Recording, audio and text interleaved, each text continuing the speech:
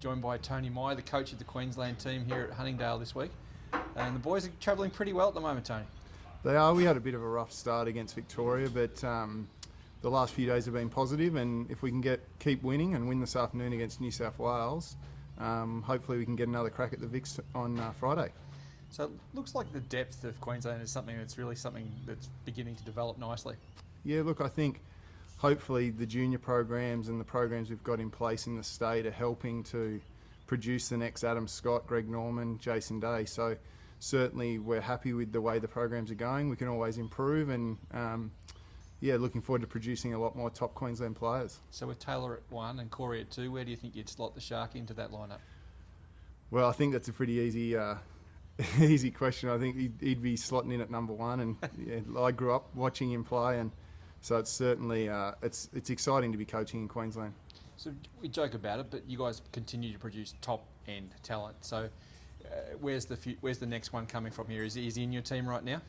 Look, I think there's a big expectation. Queensland has got a rich history of producing great players, and so there is an expectation for us to produce the next one. And I think there's any number. I think Taylor's playing great. Corey, obviously, in the national squad. We've got Blake Proverbs, who just played the Volvo China last week and is doing really well. And then we've got a couple of good young juniors. Louis Dobler, who's only 13 years old and went undefeated in the junior series. So there's a ton of talent, and we're fortunate we've got good weather as well to allow him to practice. I'm not going to hear too much abuse about Victorian weather from you, though. So tell us about Taylor. He's going really well again this summer, and it's great to see him take on the number 1s here and more than hold his own. He's doing beautifully. Yeah, look, Taylor's a great player, and look, he's doing great. He's been great in the QAS and certainly works really hard and has worked really hard physically over the last 12 or 18 months, and he's seeing the rewards of that. And Anthony Quayle, who's not a big name at this level of golf, he's really doing well too for you, isn't he? He's from Sanctuary Cove, I believe. Yeah, Anthony's a great young player, and he's been in our system for 2 or 3 years.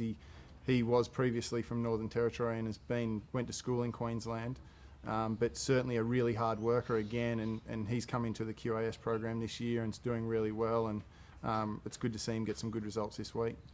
Fantastic. So just in wrapping it up, do you think you can actually go through it? If the cards fall your way, do you think you can still take it all out? Absolutely. Look, I think against Victoria we had 5 matches go down the last, and to win none of those obviously made the score probably look a little bit more severe than it was, and we'd certainly love to have another crack at Marty and his team.